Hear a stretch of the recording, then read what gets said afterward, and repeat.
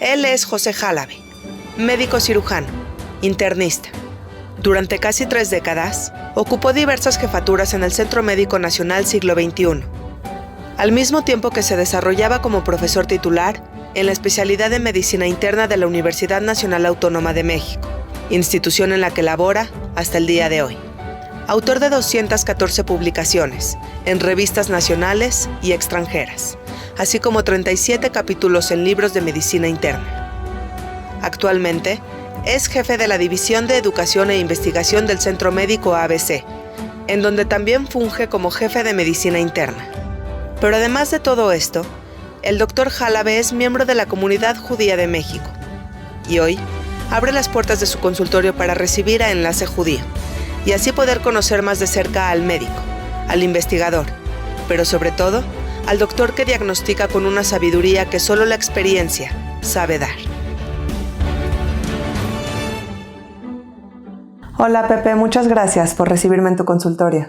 No, al contrario, muchas gracias a ti, Nati, por estar aquí con nosotros. Pepe, de muy buena fuente sé que te gustaba jugar al doctor cuando eras niño. ¿Cuándo empezó tu vocación por ser médico? En realidad, sí me gustaba jugar al doctor, pero no estoy tan seguro de cuándo descubrí mi vocación para ser médico, pero finalmente yo creo que ya desde los últimos años de la primaria y la secundaria y la prepa ya estaba convencido de que quería ser médico. Pues de esos tiempos ahora ya han pasado algunos años.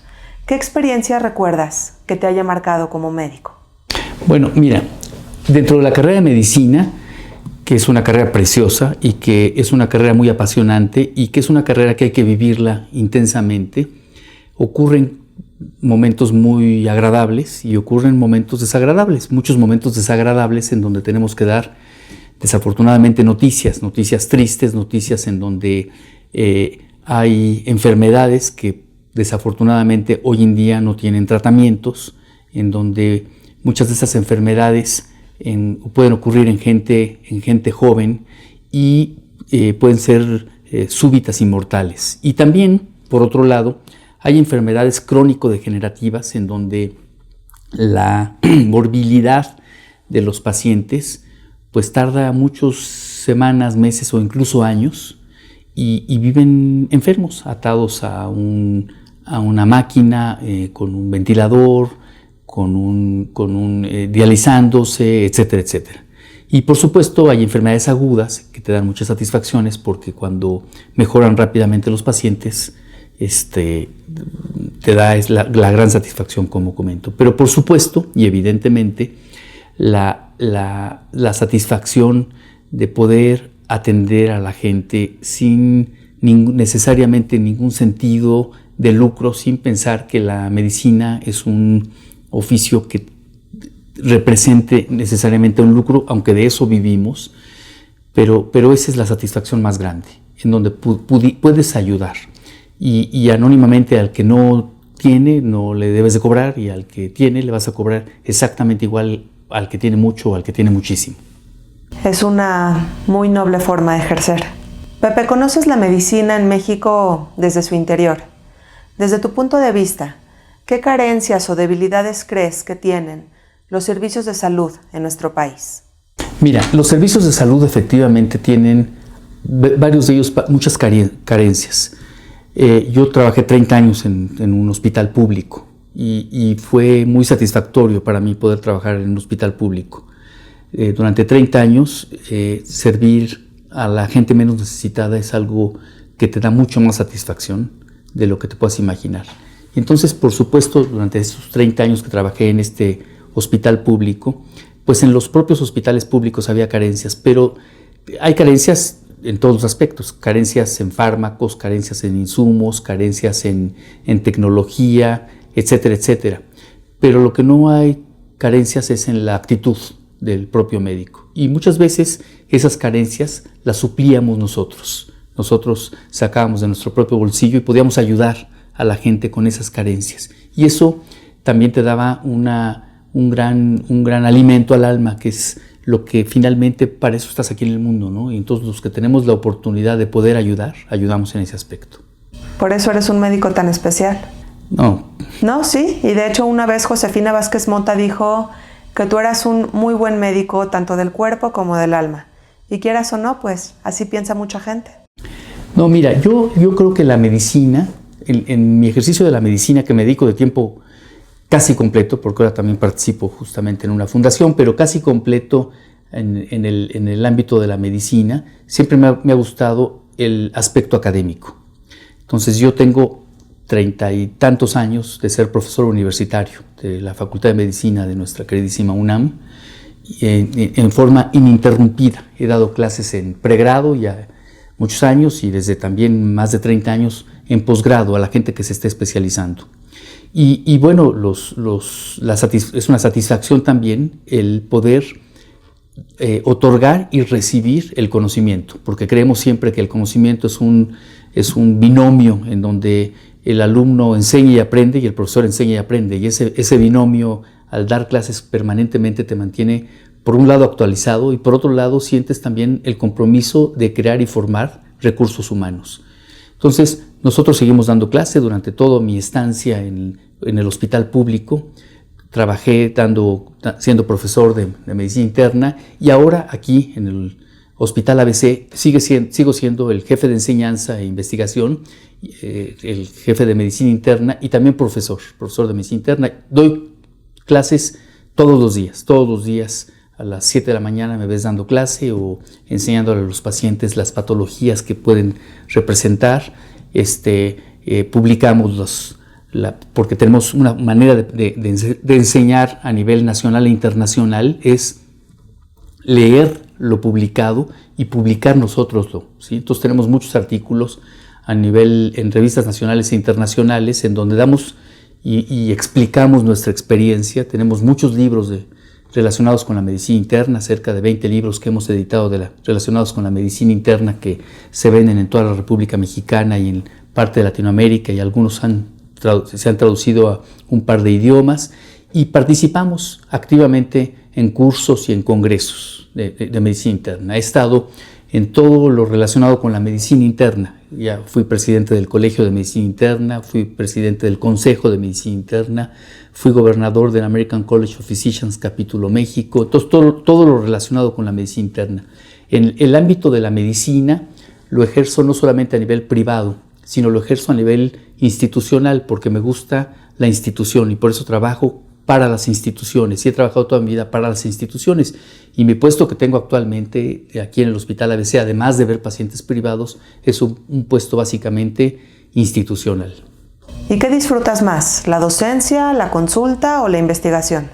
Yo siento que el ejercicio de la medicina debe de ser complementario, una cosa con la otra. Entonces, por supuesto que la asistencia y la atención a los pacientes la disfruto, pero esa atención a los pacientes va o conlleva por atrás de todo esto un proceso de investigación que se hace en forma permanente y continua. Y además, toda la experiencia que ve uno con los pacientes tiene uno que transmitirla a los alumnos de pregrado y a los alumnos de posgrado, que ya son doctores y que están en proceso de especialización.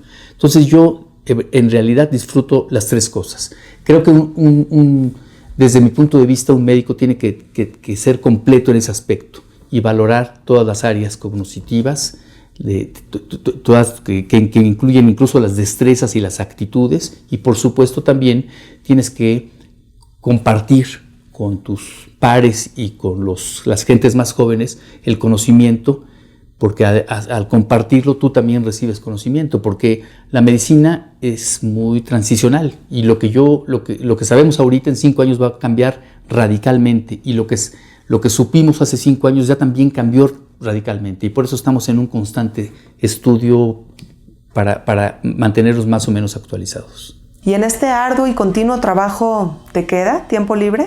Mira, yo creo también que tiene uno, por supuesto, que poner en una balanza en la vida todo. Entonces, dentro de la balanza que tiene uno que poner en la vida, existe la familia, que es muy, muy importante. Tengo una esposa, 3 hijos, 3 nueras, 2 nietos y 1 en camino, y la verdad es que los gozo mucho, son para mí muy importantes. Ninguno de mis hijos fue médico, pero mi nieto de 2 años ya como que ya le estoy enseñando, y ya le regalé un estetoscopio porque espero que bueno, lo que él quiera, pero si quiere ser médico ya desde ahorita lo estoy más o menos impulsando. Entonces, esa es una balanza que hay que poner. Siempre hay que poner una balanza en la vida entre la familia y claro, por supuesto, tienes que dentro de la balanza darle un peso específico muy importante a lo que podría o a lo que es la familia integral. Por supuesto, mi madre, mis hermanos, mis cuñados, mis suegros, todo es un ámbito familiar que no descuido de ninguna manera, que nunca he descuidado, que probablemente muchas de las horas que a veces implicaban esto, estar con ellos, tenía yo que estar en consultas, pero ellos me acompañaban, siempre me acompañan a los congresos, siempre me acompañan y hacemos el congreso con un poco de paseo, siempre me acompañan a consultas, eventualmente cuando eran más pequeños mis hijos lo hacían, y en los ratos libres pues trabajamos con todo esto. Mi esposa se desarrolla, no es médico, se desarrolla en el ámbito de la sociología, pero trabaja en la Facultad de Medicina, es jefa de educación de un área de educación en la Facultad de Medicina, entonces entiende todo este concepto y algunas cosas incluso las trabajamos juntos, algunas publicaciones, etcétera, etcétera. Y con mis hijos y mis nueras tengo una gran comunicación en forma permanente. Y no solo eso, sino que ya en un rato libre, desde hace más o menos unos 3 años, tenemos una fundación de la cual ya sabes que existe esta fundación, en donde creamos salas de espera para los familiares de los pacientes en hospitales públicos, porque a raíz de que alguien se dio cuenta, una de las gentes que trabaja en la fundación se dio cuenta de que los médicos no les hacíamos caso a los familiares y se estaban en las calles, sobre todo en los hospitales públicos. Entonces, ante esta visión que no teníamos nosotros porque nos dedicamos a los pacientes, pues decidimos hacer eso. Ya tenemos inauguradas dos salas y estamos por inaugurar este año otras 3 salas más en donde tú has estado ahí con nosotros. Este proyecto es muy noble. Como lo comentabas, estos espacios son en hospitales públicos. Mi pregunta es, ¿qué puede encontrar el familiar de un paciente en estas salas de espera?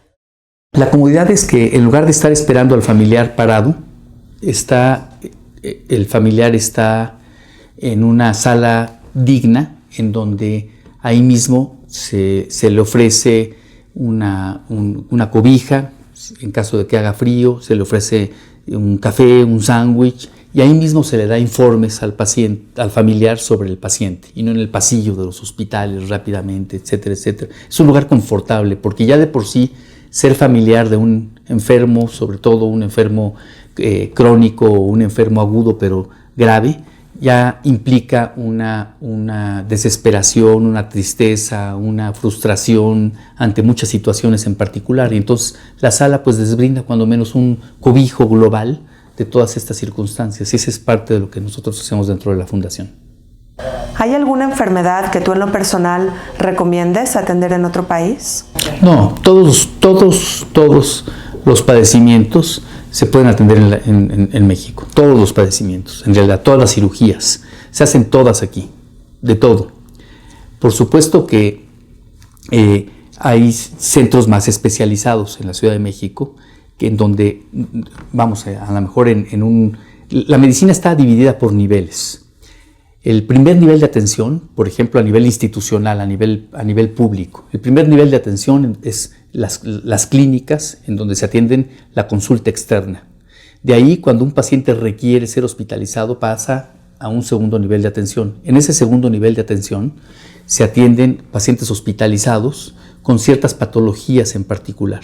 Pero cuando la patología ya es muy grave, por ejemplo, pasa o muy complicada, pasa a un tercer nivel de atención, que son los grandes centros médicos, los hospitales generales, los institutos nacionales de salud. Y yo te puedo decir que todas las patologías que puede existir hasta hoy en día se pueden atender en los hospitales de la República Mexicana. ¿Y entonces por qué será que cuando la gente ve amenazada su salud de una manera importante, deciden ir a otro país? No, es quizás por comodidad, quizás por inseguridad, quizás porque piensa, desde mi punto de vista mal pensado, de que se tiene que ir forzosamente. Pero yo creo, y te puedo decir, trabajando en un hospital de tercer nivel, en ese hospital público concretamente, fue el Centro Médico Nacional Siglo XXI, trabajando ahí 30 años, yo te puedo decir que ahí atendíamos todas las patologías, las patologías neuroquirúrgicas, cirugías cardiovasculares, tumores, todas las patologías las atendemos. Y por supuesto en hospitales como este y en todos los demás hospitales privados que hay en la República Mexicana se pueden atender cualquiera de las patologías. La gente está capacitada para atenderla. Pepe, una pregunta un poquito filosófica. Si pudieras ser testigo, presenciar en vida, una sola cura para una sola enfermedad, ¿qué cura elegirías? Pues yo te podría decir que ojalá que fueran de todas, porque todavía estamos desafortunadamente en la medicina en pañales en muchos aspectos, en muchas enfermedades crónico-degenerativas y que han cambiado y que han evolucionado. Por ejemplo, hoy hay curas para la hepatitis C, para la cirrosis, por ejemplo, que no la había por hepatitis C. Hoy hay curas para muchos insuficiencias renales, hay trasplantes, que finalmente yo creo que el trasplante es el gran adelanto del gran retraso. Ojalá que pudiéramos ejercer la cura para que no llegue un paciente a insuficiencia renal para que después se trasplante. Ojalá que incidiéramos en el otro aspecto. Yo creo que la cura, por supuesto, en general el cáncer, algunas otras enfermedades crónico-degenerativas, algunas distrofias musculares que ocurren en los niños, algunas otras enfermedades congénitas de corazón, de riñón, de sistema nervioso central, algunas discapacidades, pues podríamos incidir en todo eso. Desafortunadamente hay muchas enfermedades crónico-degenerativas que no tienen una cura como tal, tienen un control. ¿Sí? Por supuesto que la diabetes, la hipertensión arterial, que finalmente no tienen una cura, tienen un control, y ojalá que pudiéramos algún día incidir en esa cura. Pero si pudieras elegir una sola cura, ¿para cuál enfermedad sería? Si pudiera decirte una, pues por frecuencia tal vez, pues poder llegar a curar la diabetes, por frecuencia tal vez la hipertensión arterial, por frecuencia tal vez algunas neoplasias del sistema nervioso central, del páncreas, etcétera, etcétera. Pepe, un tema que quieres inculcar en tus pacientes es el tema de la prevención, pero a veces la gente se encuentra pues con un sinfín de análisis de laboratorio y no saben por dónde empezar. La pregunta es, ¿qué debe de incluir el check-up anual de una persona? Mira, yo creo que los check-ups deben ser personalizados en función a los factores de riesgo que puede tener el paciente. Por ejemplo, si el paciente tiene antecedentes de cáncer de colon, su check-up debe de incluir una colonoscopía. Si el paciente tiene antecedente de cáncer de mama, en su check-up debe incluir una mastografía o un ultrasonido mamario. Si el paciente tiene un antecedente de un glioblastoma multiforme, un tumor cerebral, debe de incluir una buena revisión. Pero el check-up más importante es el check-up clínico, porque con la clínica, con una revisión clínica, tú puedes detectar a la gran mayoría de las enfermedades. El gran porcentaje de las enfermedades que se pueden detectar en un check-up se pueden detectar con una buena historia clínica. Con un buen abordaje clínico se detectan la mayor parte de las enfermedades. Muchos de los check-ups rutinarios pueden tener algunas alteraciones que salen falsas positivas sin que sea necesariamente enfermedad, o también falsas negativas en donde existe enfermedad y no se pueda detectar con el check-up. Entonces no hay nada 100% específico ni 100% sensible. La probabilidad estadística no es al 100% en estas posibilidades, siempre hay para un lado y para otro lado. Si haces electrocardiogramas a toda una gran porcentaje de la población, puede un paciente tener un infarto y tener un electrocardiograma normal, o viceversa, salir un electrocardiograma anormal que pudiera tener ciertas alteraciones y tener un corazón totalmente sano. Entonces, el check-up debe de ir dirigido en función a los factores de riesgo que se tienen. Y para eso está el internista. Y para eso están, yo te podría decir que los médicos en general. Para eso estamos los médicos, porque independientemente de la especialidad que tengamos, la medicina interna es una especialidad que abarca a toda la economía, a todo el cuerpo, pero el paciente que vaya con su cardiólogo, el cardiólogo pues lo va a revisar finalmente. Todos somos inicialmente médicos generales, que son 6 años de la carrera, y después todos hacemos o varios de los especialistas hacemos una especialidad.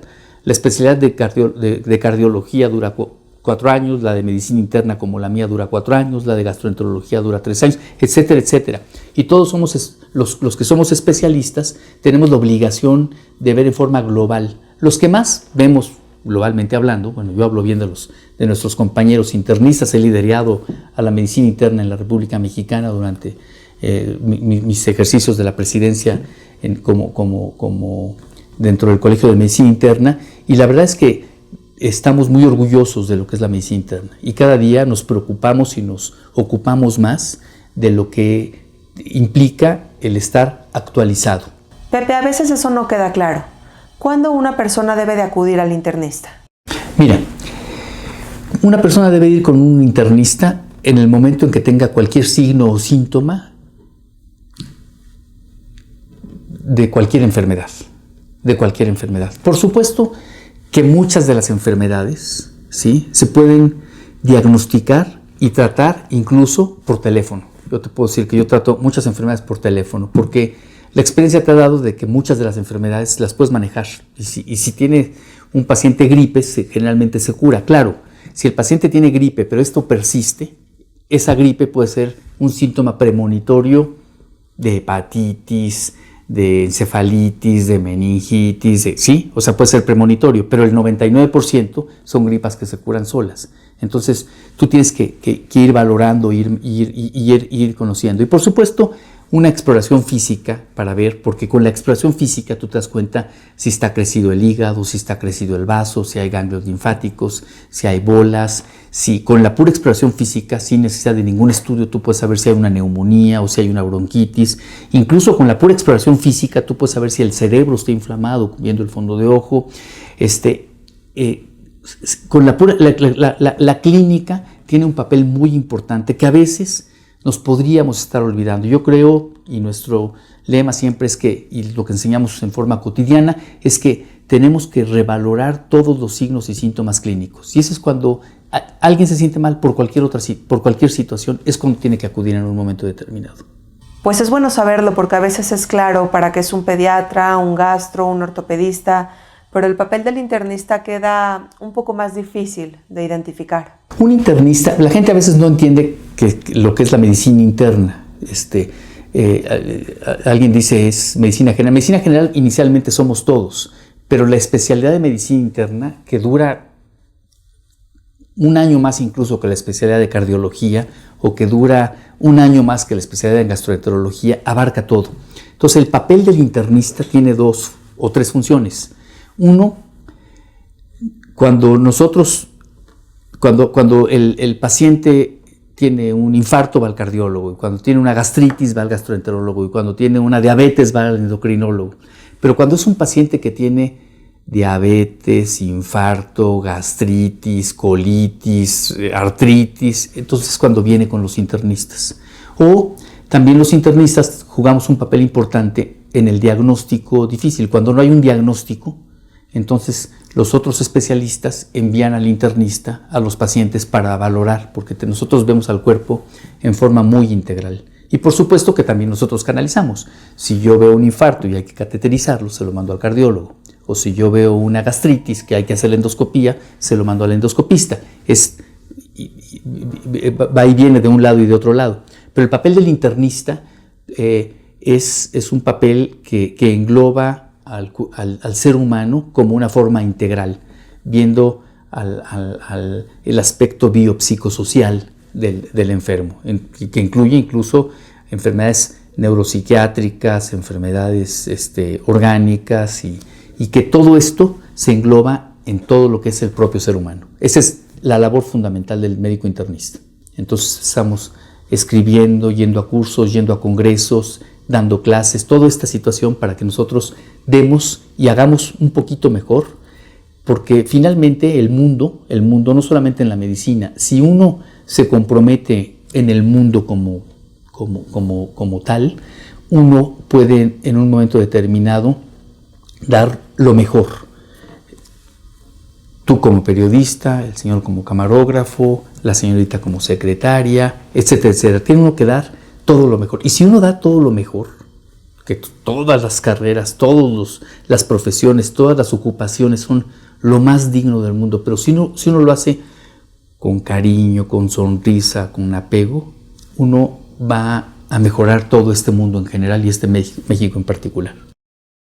Y creo que eres un extraordinario médico internista, con un ojo muy clínico y un diagnóstico muy acertado. No, bueno, no necesariamente. A veces hay casos más difíciles, pero el colmillo y la experiencia de todos los años te va haciendo un poco más ágil. Y el haber trabajado siempre en un hospital público en donde tenías muchísimos pacientes todos los días, esto te da un poco de experiencia. Y esa experiencia la traduces viendo pacientes y estudiando.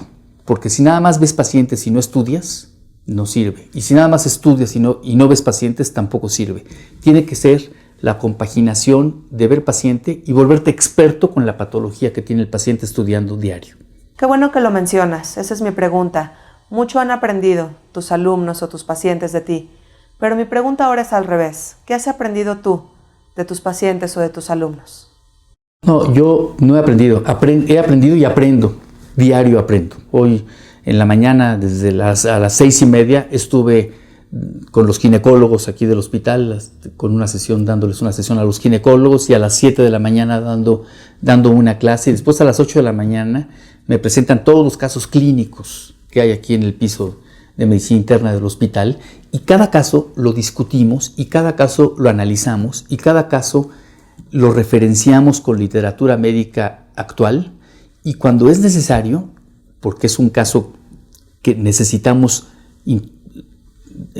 darlo a conocer a toda la comunidad médica, lo publicamos en forma anónima, porque es importante que nosotros demos nuestra experiencia. Y entonces la gente nos lee y nosotros leemos lo de toda la gente. Y hoy en día, como el mundo es global, los artículos que yo escribo hoy en México o en Estados Unidos o en Inglaterra, fundamentalmente, los lee todo el mundo en un minuto y se leen, y lo que escribo hoy ya lo están leyendo en media hora, en general, en otros lados. Y los libros que nosotros hemos publicado también, que tenemos muchos libros relacionados con la medicina interna y que se leen y se venden, como te decía, en todas las librerías médicas de toda la República Mexicana y muchos lados de Latinoamérica, y que eso hace que tengas la satisfacción de decir: estoy aportando algo a la literatura médica mundial. Pepe, y mi última pregunta, el estar en contacto todos los días con la ciencia, ¿te aleja o te acerca tu fe en Dios?